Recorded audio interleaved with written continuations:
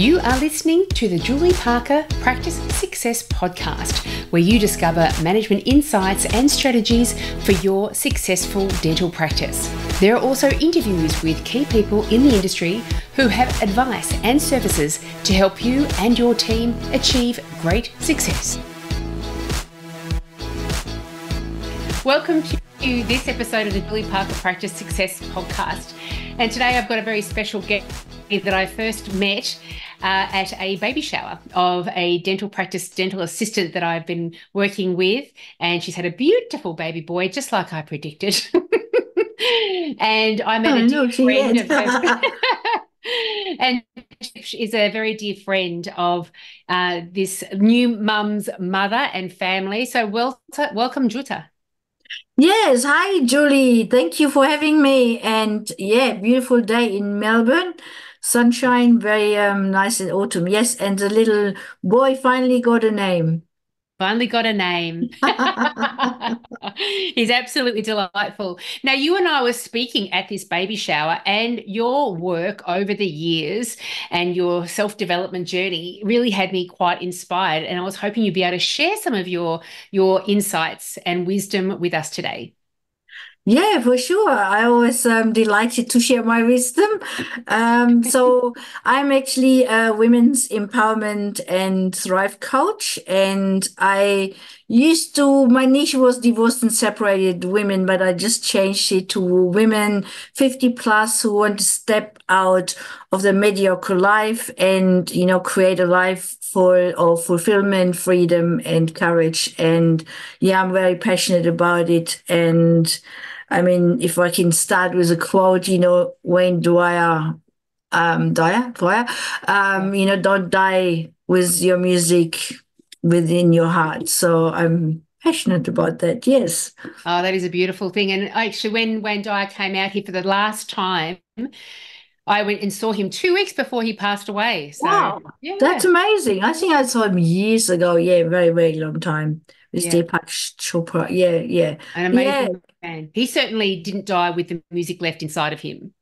Definitely not. And it's just such an interesting space to be talking about. And, when we do grow up, we have got our identity that does get kind of nudged around a little bit by what society, family, school, working environments, friendships, all these things tell us it needs to be.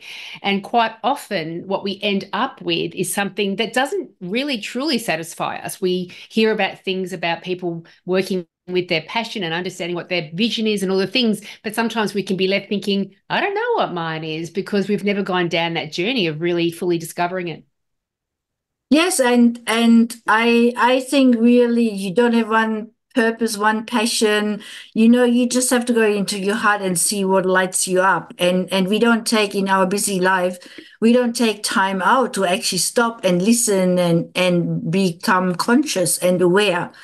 And it's I actually heard a very interesting metaphor the other day. It's like just imagine the room where you're sitting in now, and and just imagine you were born into it, okay? And you never left that room. And you just know where the window is, the door, but you never, and that's all you know. And that's sort of sometimes how limited we are. And then, the condition, the culture, the religion, and it's really, we have to find out at some stage what lights us up, what is our truth, what we stand for, what we take a stand for, what we care about. And that might change over the years, what we care about. I mean, now I'm, like in early 60s, I care very much about my time, my energy, and it's in my health. And when you're 20, like you have different priorities and it changes over the years. And I think especially women who looked after their families and everybody else, and they lost their identity, like who I am, who am I, what does light me up, Yeah, that's right. I really do like that metaphor of, imagine you were born in this room, that's all you knew, because with that, of course, is safety. And don't we just love feeling safe and comfortable? And looking beyond that is scary, because what if it leads me down a path that I have regret about, or I have to be different, or I have to change other elements of my life that I actually currently really enjoy. There's a whole fear of success in that space as well. But with you working initially with newly divorced women, did this come from a life journey of your own, an experience of your own, that you saw that that particular niche was something you could have impact in? Yeah, I don't work with divorced women anymore. I mean, I used to, and I still can, but that's not my niche anymore. But yes, I got that experience. Like over the years. I mean, I immigrated to Australia in 1985, in my mid 20s, and then I had kids, and I experienced domestic violence with my second marriage. So I have a lot of experience, and I have experience when you're not your light, when you're not, like suppressed, and when you don't shine. I mean, I wrote once many years ago ebook, Get Out of the Mud and Shine. And, like finding this autonomy. I mean, I'm very passionate about autonomy and living your life according to your rules. And I started to write a book many years ago. I have to finish it one day, maybe one. And it's, sorry, I have to swear now. Who's driving your fucking bus? And it's all, are you chained to the back seat of your bus or in the middle? Are you taking the steering wheel of your bus? And in my experience, I quit my 19-year-old job 3 years ago, 2.5. I left a 16-year relationship 2018. And sometimes I just wrote a blog. Sometimes you have to quit, like they said, oh, never quit, but it's actually context related. Sometimes you have to quit. Yeah, yeah. That's the only way sometimes we can get progress forward, is to quit what we're currently doing right now. And it ends up holding us back. But it's recognizing that you've got a choice in that. Do we, where do we want our life to go? And that helps us indicate where we need to move on from and what can actually remain in our lives as well.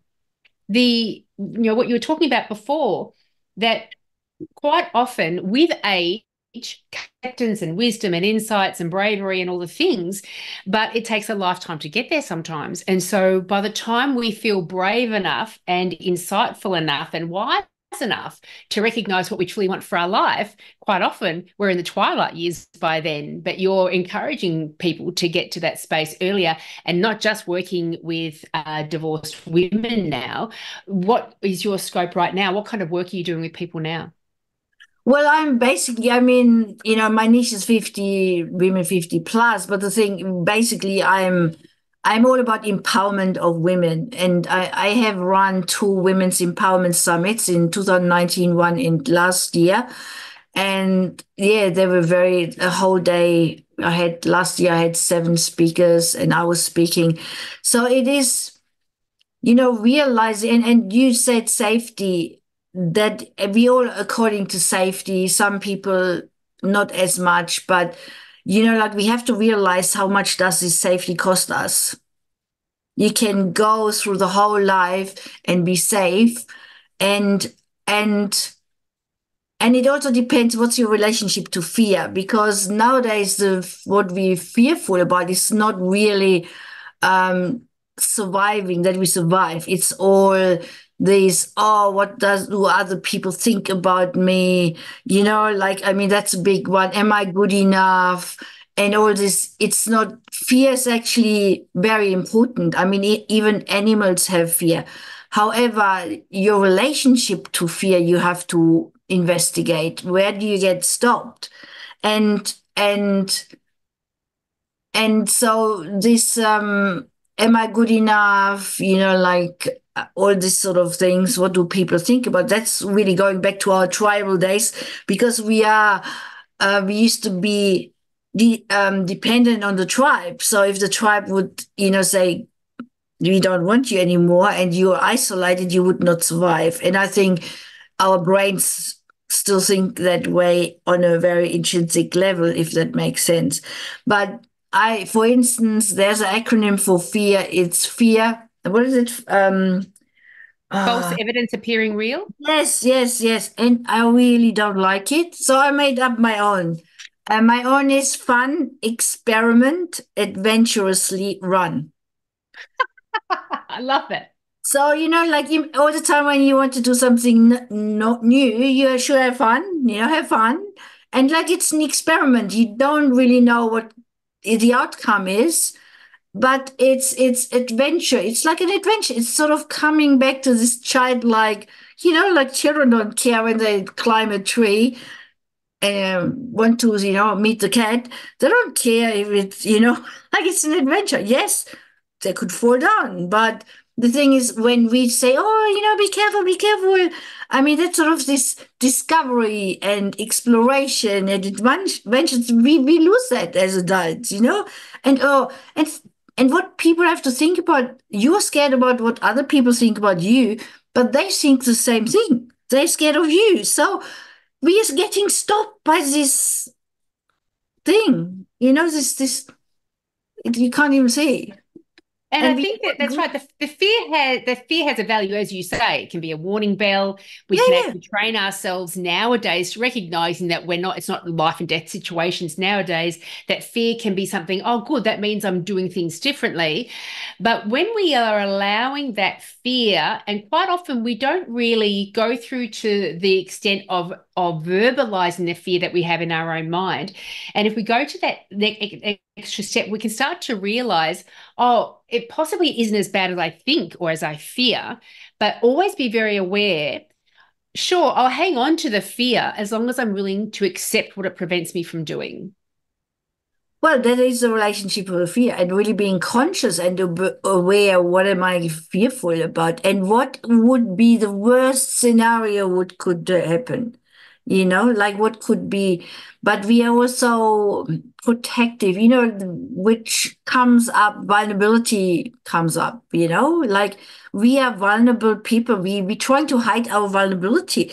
From when we are born, people have to look after us for how many years? 10 years? Like until we can independently live. We are vulnerable and we even know we are vulnerable, and we try to hide that or, for instance, death, we try to, it doesn't exist. We're vulnerable and really embracing that vulnerability and not hiding it.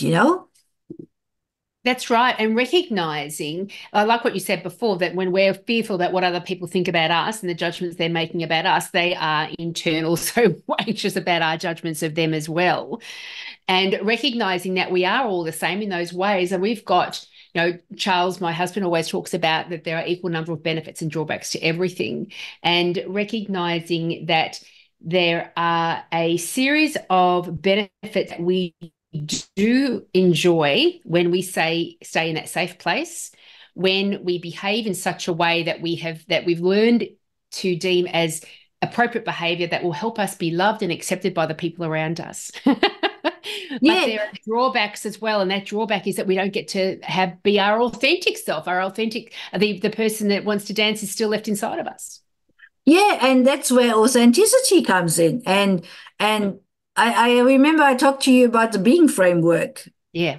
And the being framework, I worked some Iranian guy called Ashkan Tashvir. He wrote the being framework, being, and it's the source of power. And so what he's saying is what unites us all is being a human being. And we have all these qualities, like authenticity, awareness, fear, and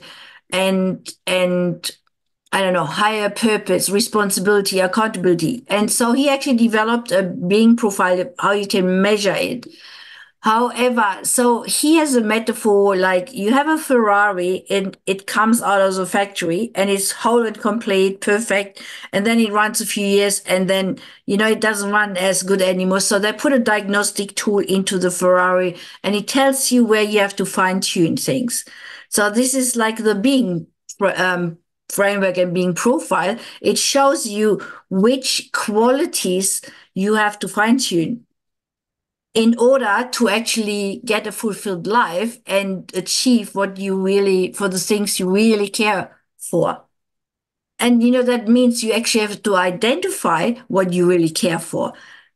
And if you care for everything, that means you care for nothing. So, and awareness is actually on the top of this being framework, because if you're not aware of it, and it's all a discovery But as I said before, we don't take time to reflect and see, and we're just going on this autopilot. We're going on, what does somebody else says? When you have a telephone, you put it on flight mode. Oh, yeah. We are on flight mode, okay?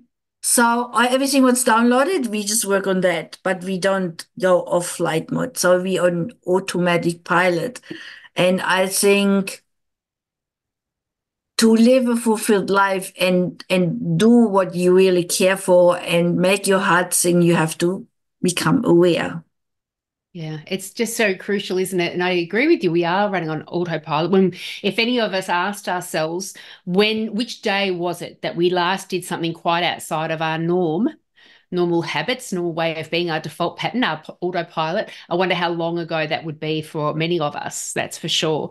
Now, with the being framework, is that the one that when we were talking at the baby shower, that Yes, you do yes. some work with teams within that being Yeah, framework? Tell us yeah. more about that. So what happened is, so Ashkan, he actually buys companies, and he's an investor, and he saw that you can have companies that have enough capital, enough technology, but if they don't have the right people, then they still can go downhill. So that's why he developed it. So how do you actually measure good people? Yes. Oh, and so you can actually, if you have teams, if you can do a being profile of the team. So where is their awareness, authenticity, vulnerability? So you see, like if people have a low score in vulnerability, they will have a low score in authenticity because that goes in hand. And and when I'm a being profile practitioner, so when I go through with people through the being, there's so many connections they see, and it will give them the awareness where they have to fine tune. And because we are like the Ferrari, we come from our factory whole and complete. There's nobody needs to be fixed. We are all whole and complete. We just and it you could say we are diamond and we just have to polish a few facets. And it's not always the same, because everything changes and transforms, but it gives you a really nice snapshot shot where you are at. And for me, it was so in the being framework or the being profile, you have a distinction of the ways of being. So, say, for instance, responsibility. And then you have a healthy relationship, how it looks like, and an unhealthy relationship. And by inquiring, well, I have a score of 7, so what's the gap? Where does it show up in my life? Yes. And yeah, you get all these insights. And then, for instance, responsibility. Distinction is you are an autonomous person who is able to respond responsibility, and it's not whose fault is it, who is to blame. It's like something happens to you and you are able to respond because you are an autonomous person, a human being. So, and I can see now, yes, if I don't take responsibility or I blame something, that means whatever you blame, you give actually your power to. Mm, interesting. Yeah. So, or with contribution, for me, I said, yeah, contribution, easy. I contribute all the time. But then I realized the distinction says to contribute to others, but also being open for others to contribute to you. And there's like, especially women, they fall short of that. We give, give, give, but we are not open to be contributed to.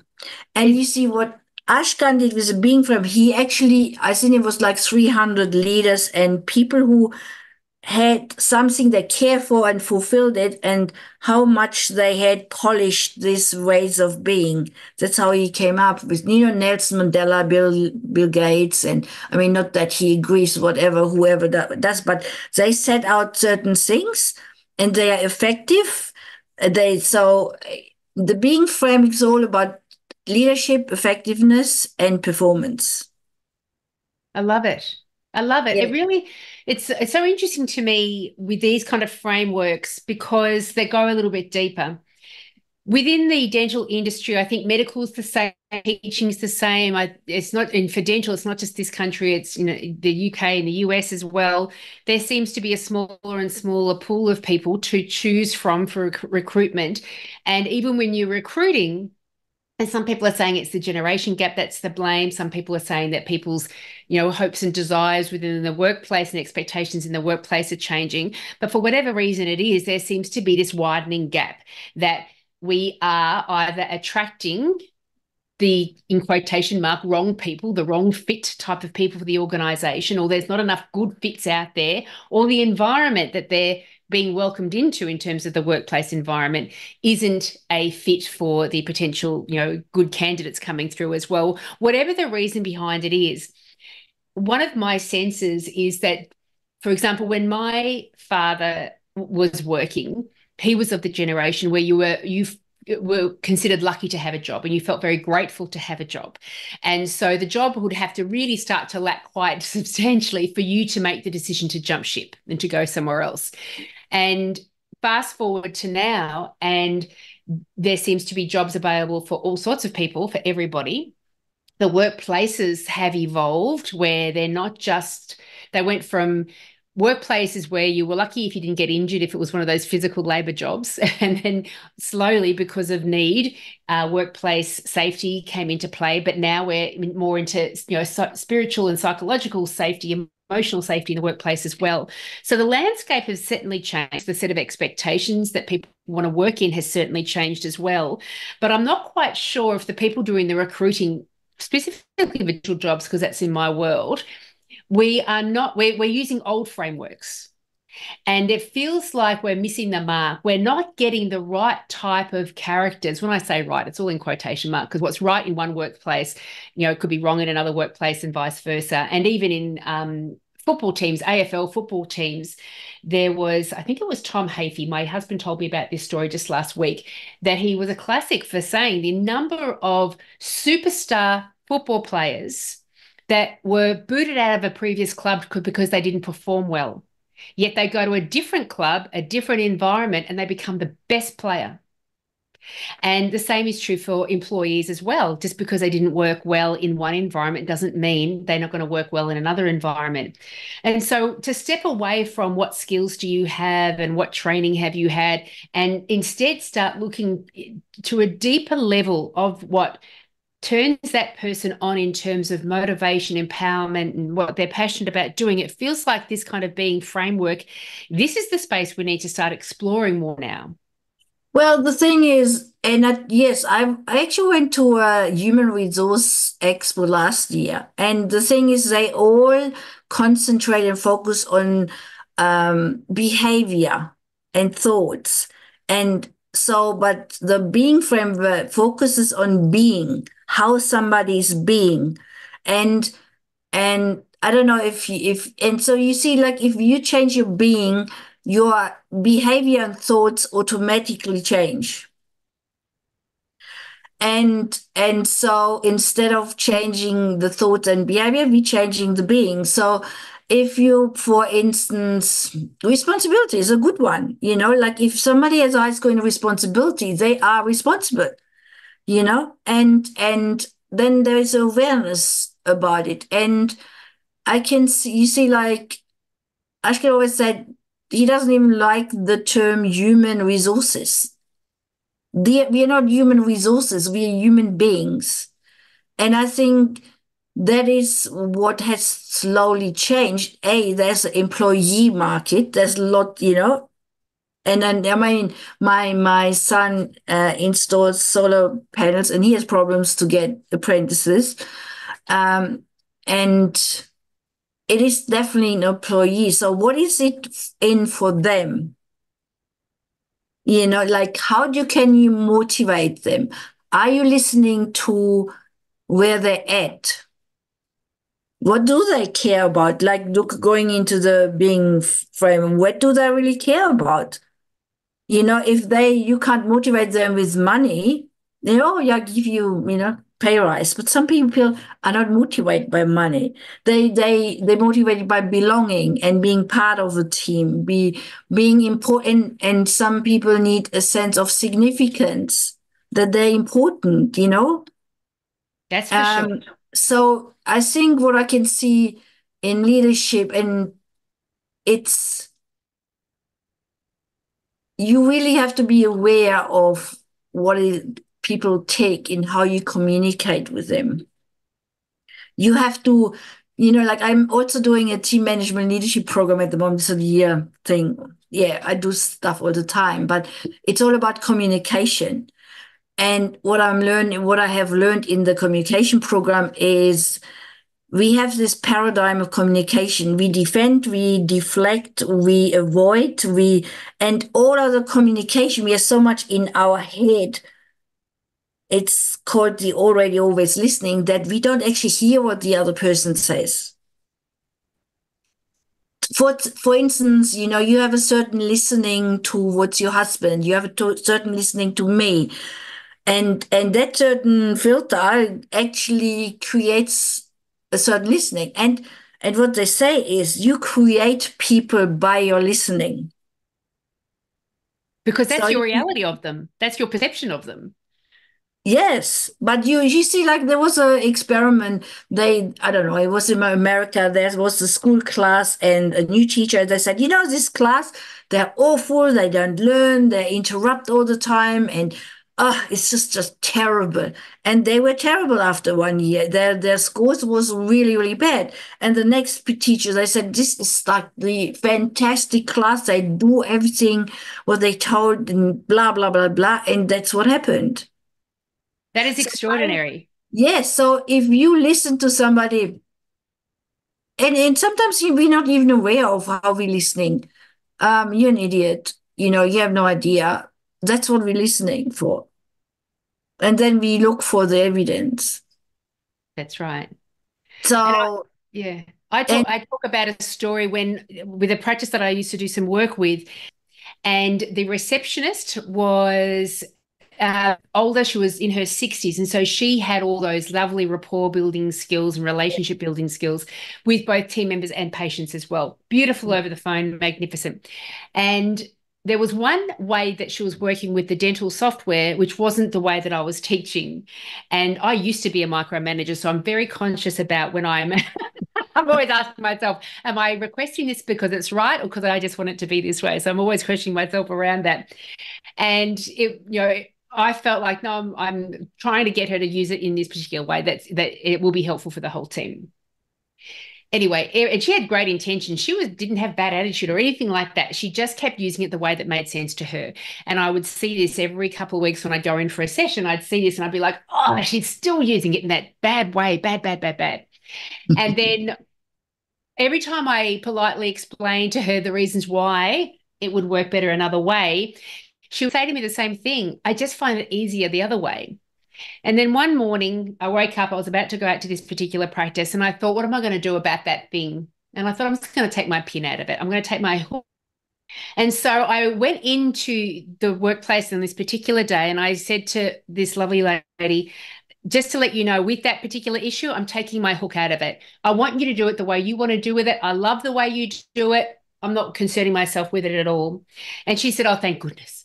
And then for the rest of that work day, I was observing her and I thought, oh, gosh, she really is so terrific on the phones with patients. And gosh, look at that interaction she has with those team members. She's just fantastic.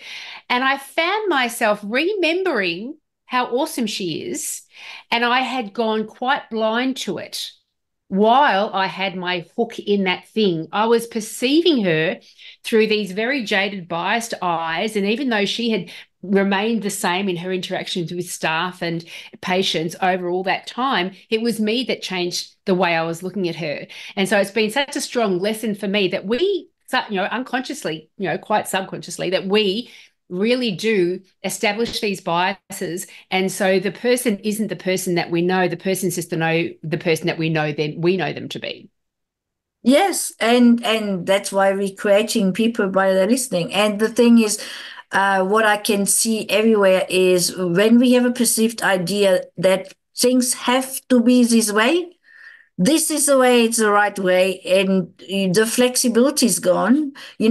that's team and dealing with people too. If this is the right way, like you don't have you can't build rapport, and who says it's the right way? And when you persist on that right way, you are actually blinded towards other ways which might actually work better. Like it's this room analogy again. This is what I know, and this is what it works, and then I'm not open for change, and so every time people think that there has to be a certain way, that things have to look a certain way, people have to be a certain way or not to be a certain way, like it's just we got, and so sometimes it's actually better not to fix anything when something's broken. We just accept how it is, and then we create new possibilities. We create from new. Does that make sense? We don't fix this, like it's not broken anyway, but okay, what possibility is there? Yeah. Yeah. And also what I also got from your sharing is you realize how awesome she was. And what is really missing in this world is acknowledgement. We point always, this, like being present to when somebody is this greatness, being present, say, I really acknowledge you for how you're dealing with, like the staff and how your contribution to the team. And actually we in the course I'm doing is we asked actually, Julie, what would you like to be acknowledged for today? Oh, I love that question. And That's so great. if I ask you, what would you like to be acknowledged today? Play it. I would like to be acknowledged to be an effective listener, that I'm doing my best not to think of the next thing to say, that I'm absorbing what you're saying. Okay, Julie, I acknowledge you that you are an awesome active listener, and you're coming from nothing and you trying to be non-judgmental and really listen. I acknowledge you for that. How does that feel? It was pretty good. Yeah. Exactly what I wanted to hear. It's not really so hard. So you can do that with your kids, with everybody. And I think there's like companies who actually do acknowledgement rounds at the end of the day or whatever. What would you like to be acknowledged for? It's this humanness. There's this like everybody wants to be acknowledged and be significant and wants to be a contribution and wants to be heard. And I mean, yeah, I haven't really worked that much in corporate, but I can see, like, what I hear is like, okay, we're human beings. Yeah, that's right. And I think we've got to really recognize that in itself, that desire to have significance is a huge driver for a lot of us. And I'm just wondering, when you were talking about acknowledging others, is there a sense of vulnerability in that as well? Is that what prevents us sometimes from acknowledging others? Yeah, because I mean, the question is when you acknowledge somebody or some people acknowledge you. I mean, sometimes if people acknowledge you, you might think, what does she want from me? There's something fishy about this. Why does she say that?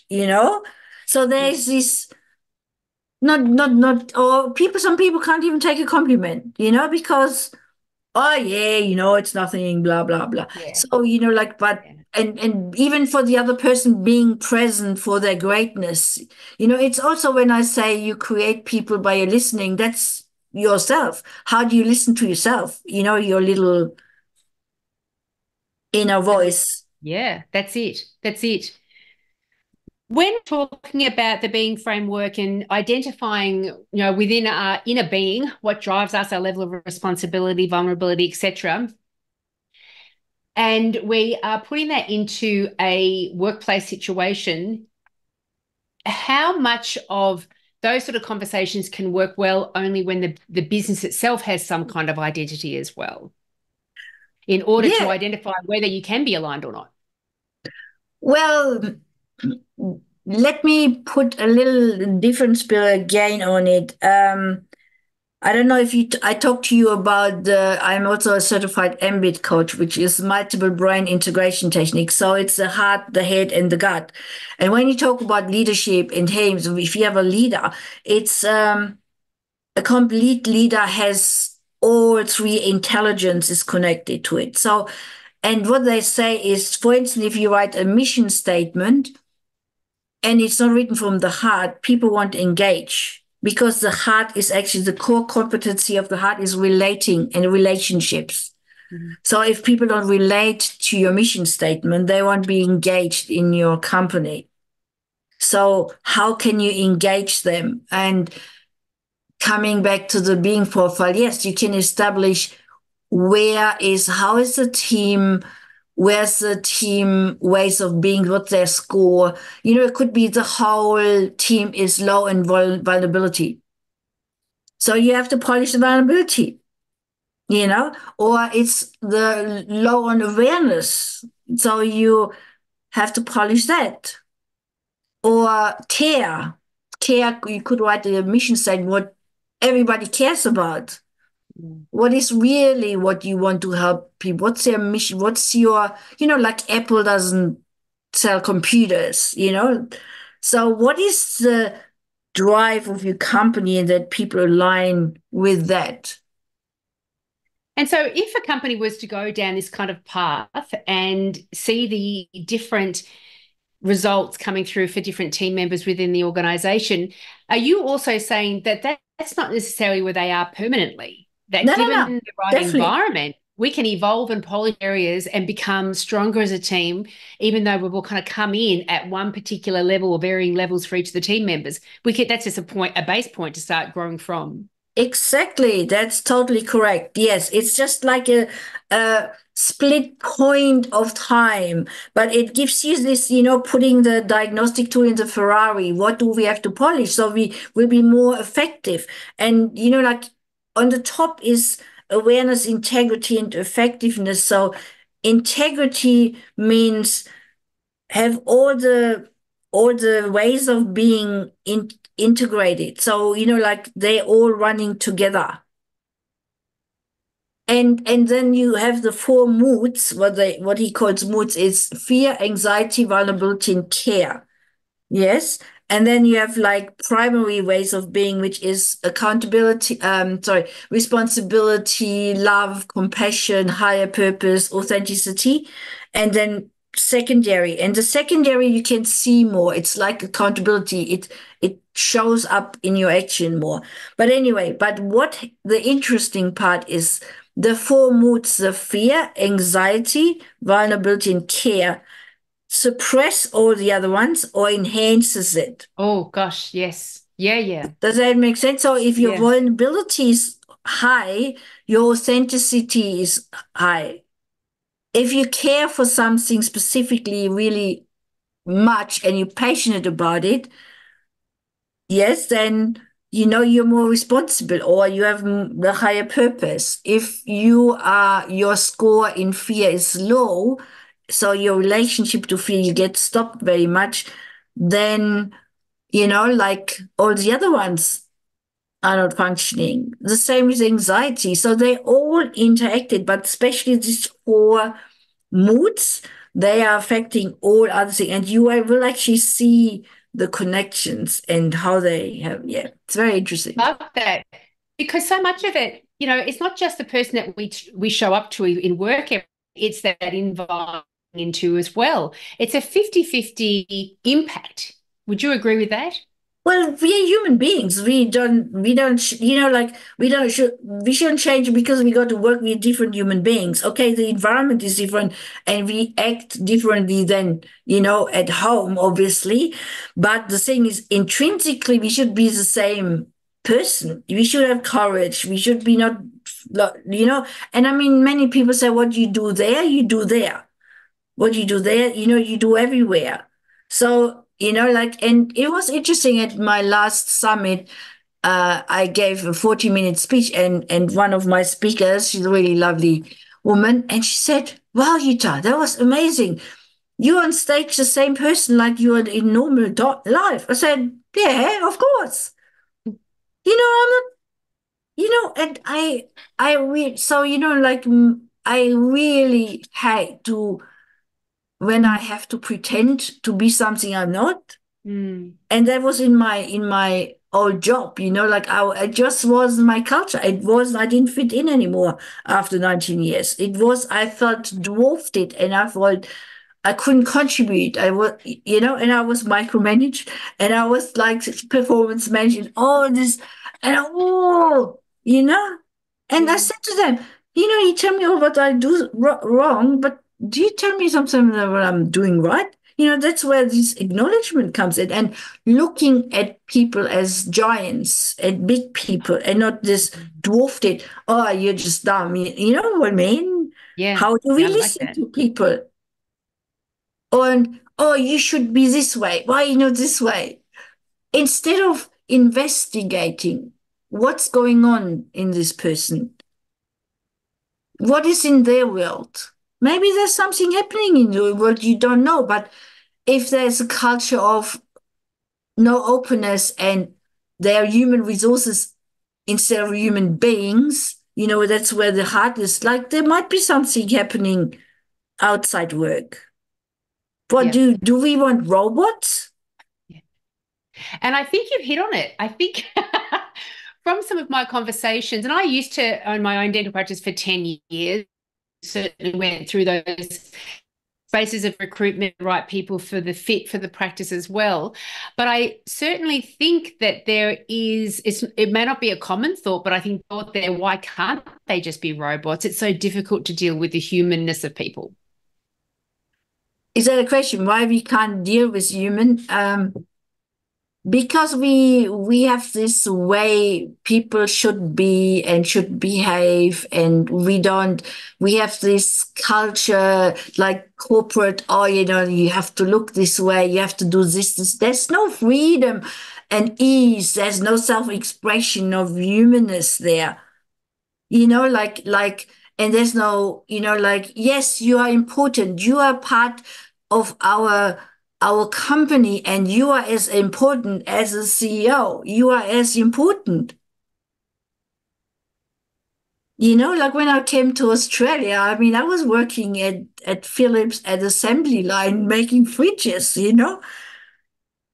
But, I felt like, yeah, like, do we make people that they're an important part?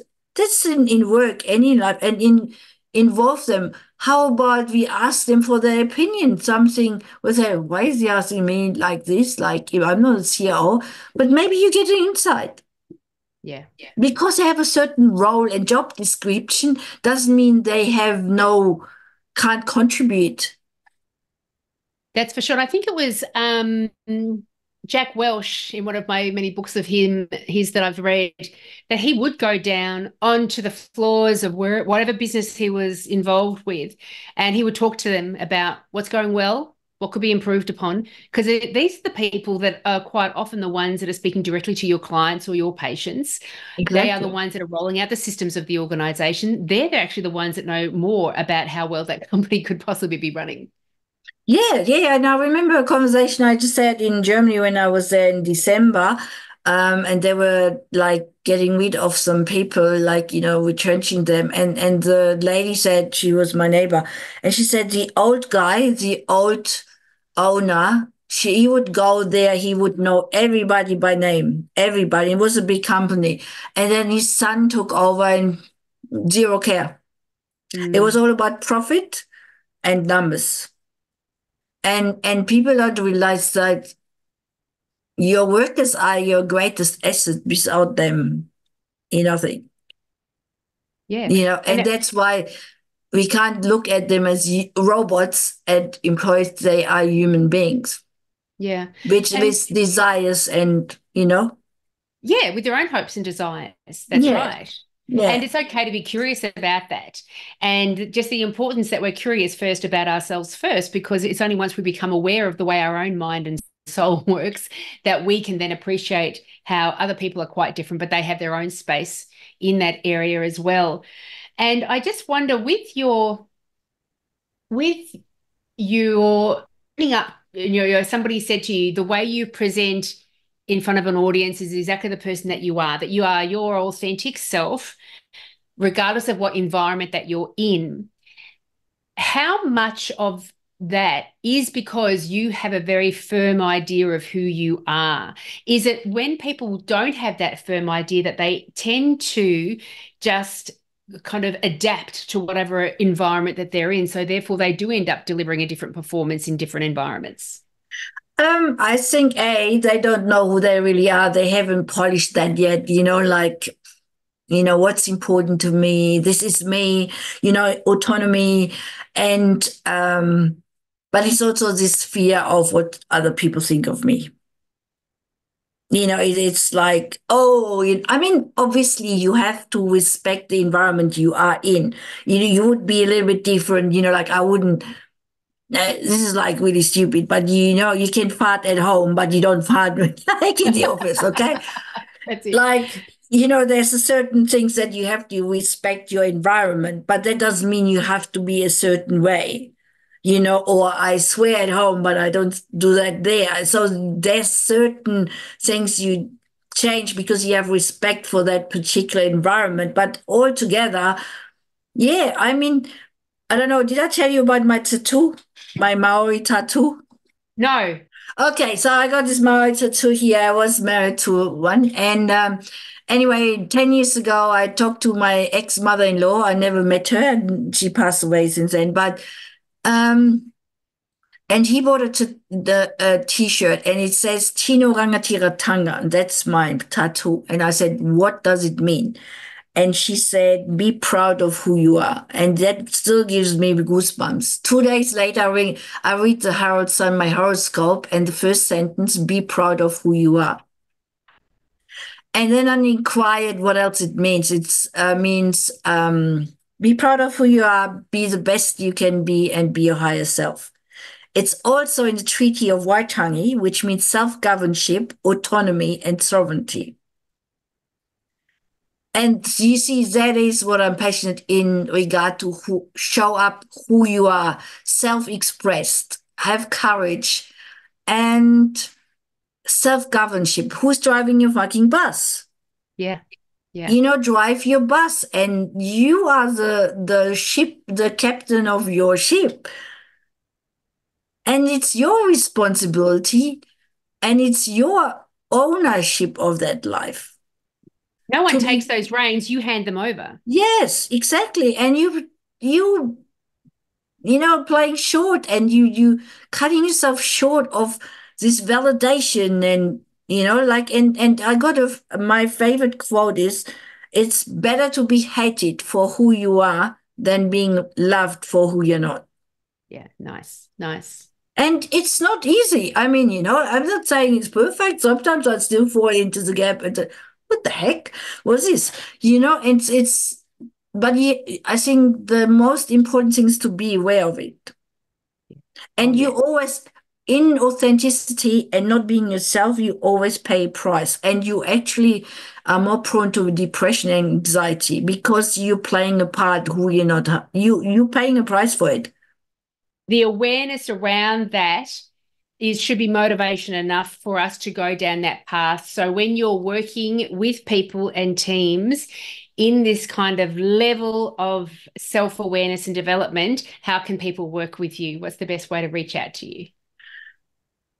Yes, I'm on social media. I'm on LinkedIn. So you just look for my name, and yes, and we can go from there. And if somebody wants to do the Being profile, I'm a Being profile practitioner, so I can do it, and that will give you like a sense what it actually is. It's very hard to explain, but it's very powerful. I mean, everybody I've done the Being profile with, they were amazed. Yeah, just getting the awareness, and it's like a 2-hour debrief.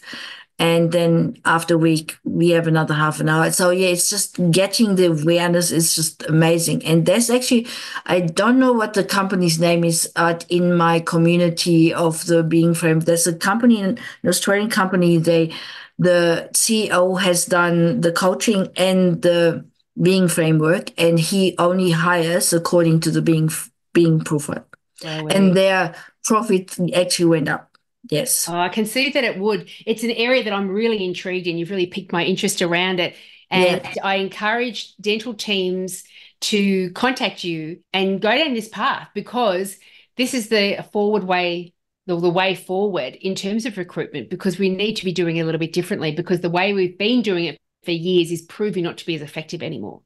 No, because things are changed. And the important thing is, I mean, you have to be flexible. If you stuck, I mean, as we have seen with digitalization, if you're not flexible, you go down the drain. You know, like people have to be flexible. And if you realize something's not working, so what will work? Where's a different possibility? What can we do different?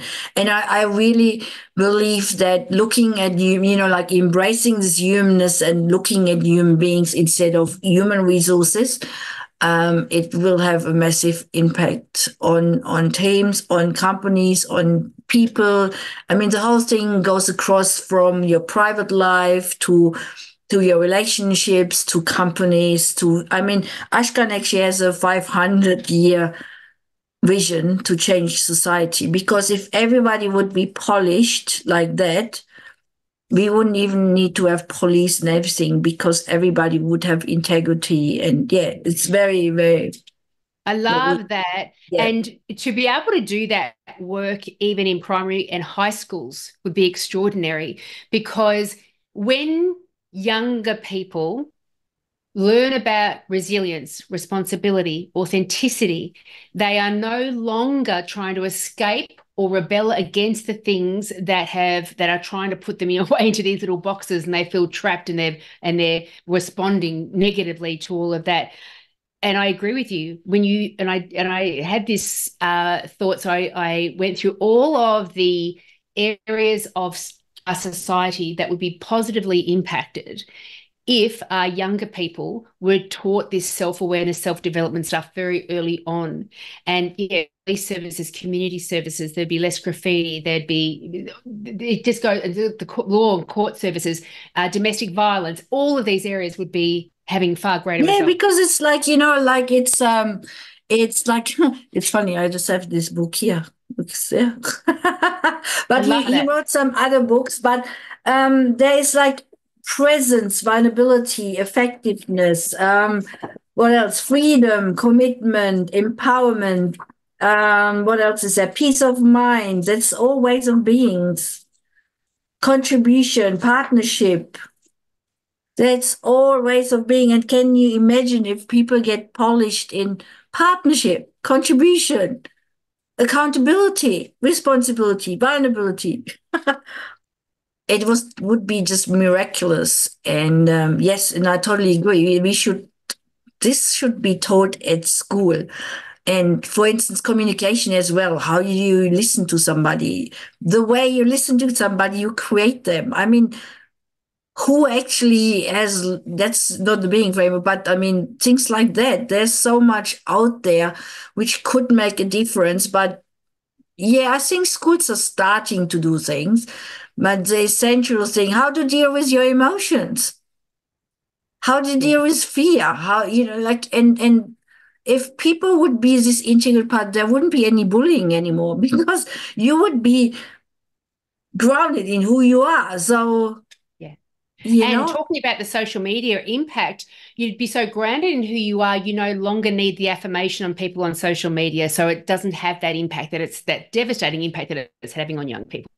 Yeah, and I mean the whole society, it's like it's geared up to make us feel incomplete, you know. You should be looking like this, you should be like this, you should have eyebrows like this, and you know, it's and we feel all this inadequacy. No, we're not inadequate. We're whole and complete.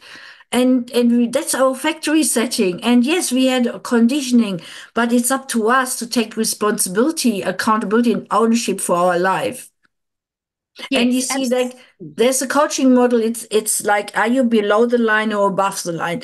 And below the line is judgment, blame, shame, reasons, justification, judgments, making up stories, and that keeps you stuck. As soon you go above the line, it's accountability, responsibility, and ownership. Yeah, absolutely. Because then you have the power. Yeah. And the reason, just asking yourself the question, am I below or above the line, will already change things. For sure. for sure. Oh, it's been such a magnificent conversation. I knew it would be magnificent. I'm passionate about this stuff. Yes. I'll provide all the links to contact you and that book as well, being in the show notes. But hopefully you'll be able to come back up on the show again at some point. Yeah, and I would love to. encourage people to reach out to you, because this is the space that's this is going to fill the gap that you might be missing in terms of really making sure you get a strong team together, and the benefits to self are enormous as well. So thank you so much, Jutta. Yes, and what I always suggest is start with human being and becoming. There's different books. This is like 700 pages. It's very detailed. I actually did a whole year being mastery with Ashkan. So there's a book called Human Being and Becoming. So human being is it shows you what it is, and it's very nicely written to understand. And start there. But thank you for having me here. It was very interesting. I love talking about this stuff, as you can see. So thank you.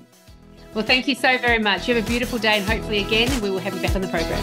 Yes. If you enjoyed this podcast, then I encourage you to head over to Amina and my website, dentalbusinessmastery.com.au.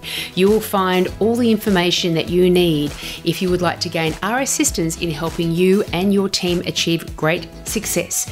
We've got online courses, consulting programs, the club membership. We also have a whole bunch of tools and resources that are available for free that will help you achieve your practice goals. If you would like to find out more, you can also email us directly at info@dentalbusinessmastery.com.au. Thanks so much for listening.